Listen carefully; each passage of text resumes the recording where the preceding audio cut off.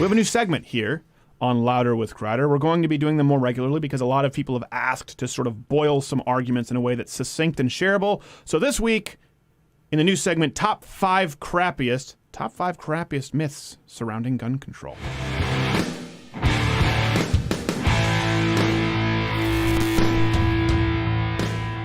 So we have a few gun control myths, and Not Gay Jared will be operating his. He's got all these inserts to bring up. This is important right now because these are the big myths that the left that they're pushing, right, with the Democratic sit-in. Let's hit myth number 1. You hear this a lot. That assault rifles are a popular choice for mass shootings. So that's not true. That's not even close to true. We put assault rifles in quotes because it doesn't really mean anything. Handguns are actually responsible for at least 80% of murders, of gun-related homicides. And here's something, too. When we talk about this, we're taking the most generous stats we can give to the left, because you can find stats that say well over 90% are handguns. Most mass shootings are carried out with handguns. People need to understand that. This idea, you're talking single-digit numbers as far as percentage points of people who are using the scary rifles, like an AR-15 that wasn't even used in Orlando. Mm-hmm. It's not true. It is not a choice of mass shooters, generally speaking. It is certainly not a constant in firearm-related homicide. If anything, it's the opposite. Myth, completely untrue. Let's go to number 2. Myth number 2, it's easier to get a gun than a driver's license. This one never made sense to me.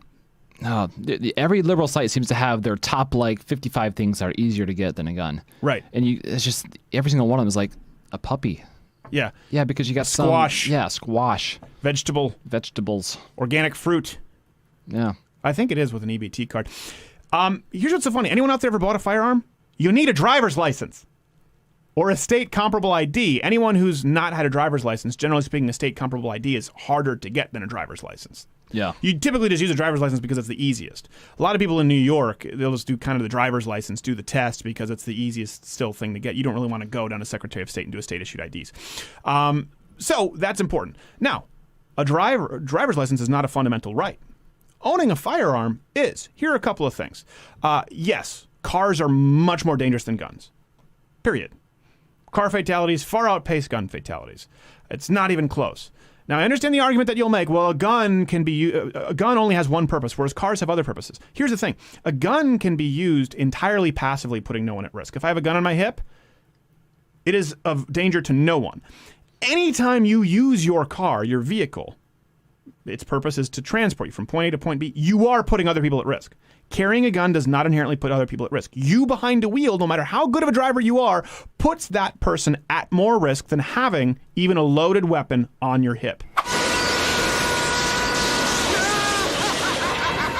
That's important to know. And that's why it's harder to get a driver's license, which you need to get your gun or state comparable ID, than a gun in some ways, in the sense that you have to pass, you have to jump through some hoops to get a driver's license to show that you can drive the car. Mm-hmm. On the flip side, when you get a driver's license, have you had a criminal background check? No. Can you get a driver's license if you're a felon? Yes.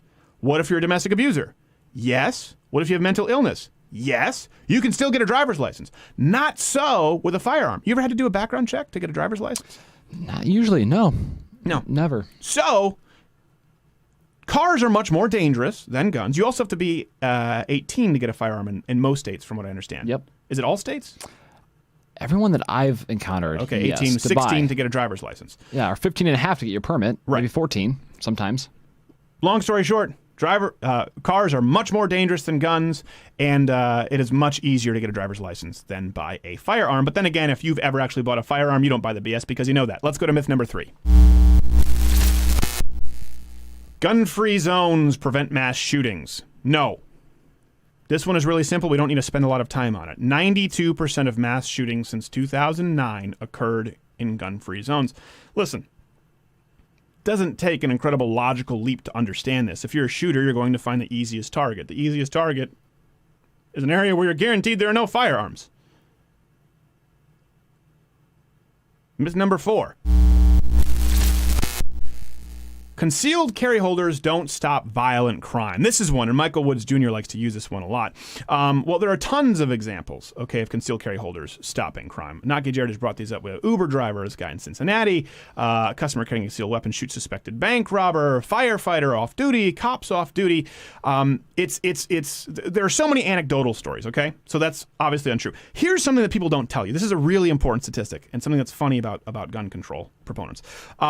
Guns, according to the CDC, by the way, Obama said the CDC wasn't allowed to conduct any research. They did.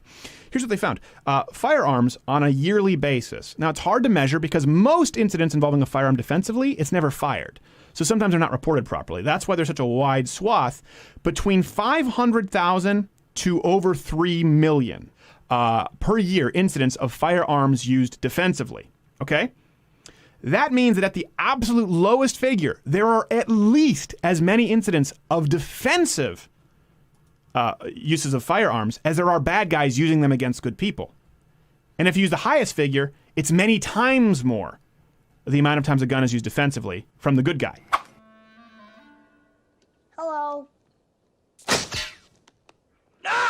So that's something, and this is from the CDC. These are undeniable statistics that people don't want to tell you. So not only anecdotally do you hear about these things all the time, but yes, guns are used defensively in millions of cases. And here's another chart too, concealed carry. Now, correlation doesn't necessarily equal causation, but if you look at concealed carry, as it has gone up, violent crime has steadily gone down. Does it mean that that's because of concealed carry? No. But it does prove, verifiably, that an increase in concealed carry certainly does not result in increased crime. The trend would be decreased crime. It's not necessarily because of concealed carry, but certainly... There are more guns now in the population than ever. Than ever, and violent crime is lower, and gun crime is lower. Yeah. Okay, last myth, number 5.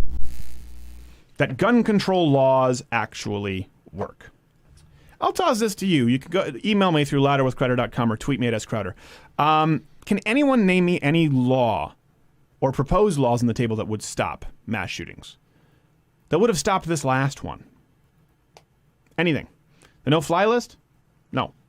Guy wasn't on the no-fly list. Background loophole? There was no loophole here. Magazine capacity? I mean, come on, listen. Anyone can get a magazine. I'm trying to not go into the fact that obviously criminals will still commit crime, therefore they'll buy guns illegally. That's the most obvious one. But let's assume even going through legal avenues right now. Is there any proposed law right here that would have stopped these? Let me give you some stats right here. We have this up from Conservative Review. Fantastic. Gun murders are on a decline since the 90s.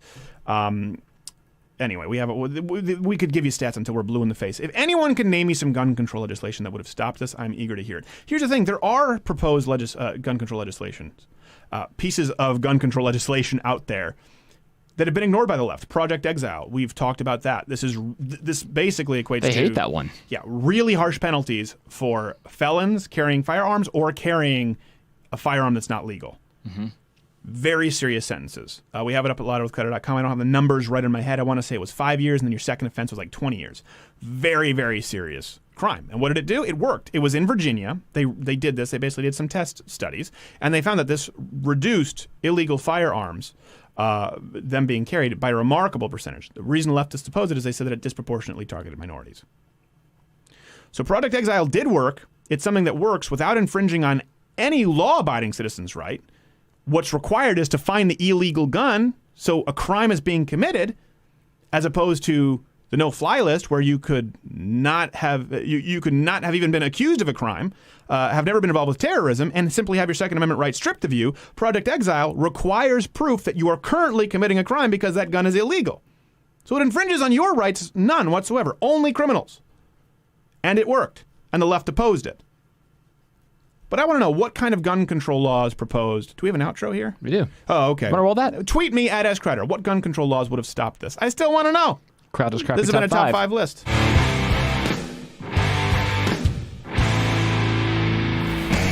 Hey, you're still here. That's surprising. I'm not going to lie. This is the internet. Most people have an attention span of 4 seconds. But this is a clip taken from the full weekly videocast podcast. You can click below to watch that full videocast, or subscribe on iTunes or SoundCloud. Click my face to go to louderwithcrowder.com, where there are more articles than you could read in a lifetime, or click below me where there's another video. It's shorter because I know you're busy and you have things to do, like find pants.